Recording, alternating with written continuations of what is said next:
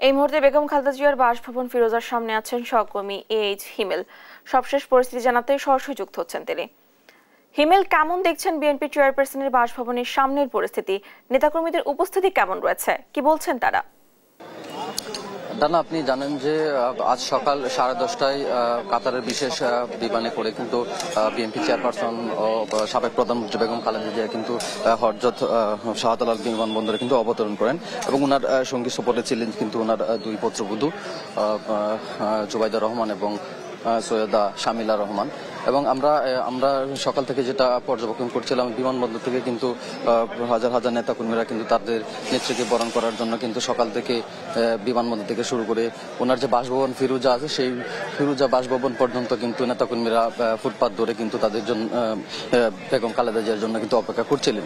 আমরা এখন এই মুহূর্তে যেটা দেখতে পাচ্ছি যে উনি এইখানে ওনার অর্থাৎ ওনার বাসভবনে কিন্তু উনি 1:30টায় পৌঁছেন এবং তারপরে কিন্তু উনি বিশ্রামের জন্য কিন্তু সময় নিয়েছেন। এবং আমরা এখানে এসে যেটা জানতে পারলাম, এই মুহূর্তে কিন্তু বেগম খালেদা জিয়া লম্বা একটি সফরের পর কিন্তু এখন বিশ্রাম করছেন, তেমনটাই কিন্তু আমরা এখানে জানতে পেরেছি। এখানকার যে নেতাকর্মীরা আছেন তারা কিন্তু বেগম খালেদা জিয়াকে স্বাগত জানাতে কিন্তু এখনো যথেষ্ট ভিড় আমরা দেখতে পাচ্ছি। তারা কিন্তু গেটে অপেক্ষা করছে এবং তারা যেটি বলছেন যে যদি সুযোগ হয় তারা কিন্তু তাদের নেত্রীর সাথে দেখা করেই কিন্তু তারা আসলে যাবেন, তেমনটাই বলছেন। এবং আমরা এখানে দেখতে পেলাম বিশেষ নিরাপত্তার ব্যবস্থা কিন্তু করা হয়েছে যেন কোনো ধরনের অপ্রীতিকর ঘটনা না ঘটে, সেই জন্য কিন্তু পুলিশ সহ সেনাবাহিনীর র্যাব তারা কিন্তু যথেষ্ট তৎপর রয়েছে। আপনারা দেখতে পাচ্ছেন দর্শক যে এখানে যথেষ্ট পরিমাণ পুলিশ মোতায়েন করা হয়েছে যে বেগম খালেদা জিয়ার যে বাসভবন আছে সেই বাসভবনের সামনে। সকাল থেকে যে নেতাকর্মীরা ছিল অনেকেই কিন্তু তাদের নেত্রীকে সংবর্ধনা অভ্যর্থনা জানিয়ে কিন্তু অনেকেই কিন্তু চলে গিয়েছেন।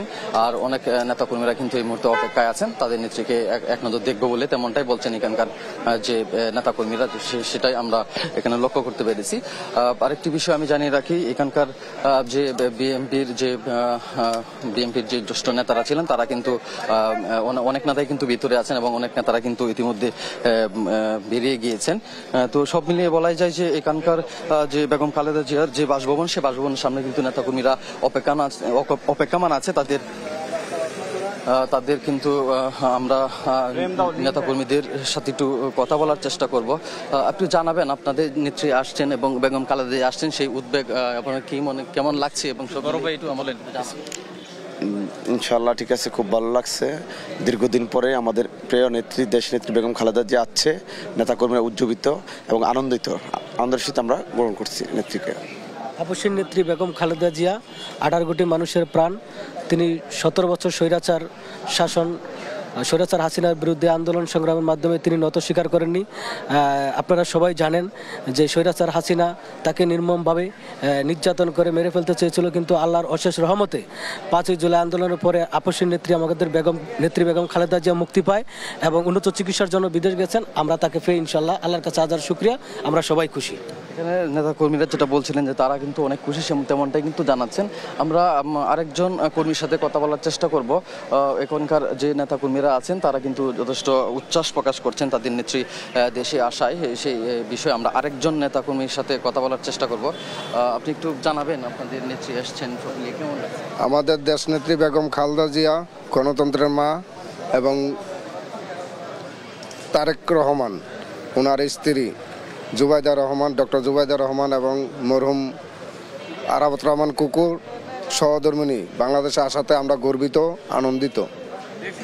ধন্যবাদ। ওখানে একজন নেতাকর্মী যেটা বলছিলেন যে বেগম খালেদা জিয়া সহ এবং ওনার যে দুই পুত্রবধূ আছেন তারা আসাতে তারা কিন্তু যথেষ্ট উচ্ছ্বাস প্রকাশ করছেন এবং সে তেমনটাই বলছিলেন কিন্তু এখানকার নেতাকর্মীরা। গুলশানের বেগম খালেদা জিয়ার ফিরোজা ভবন থেকে আমার কাছে এই ছিল সর্বশেষ ডানা।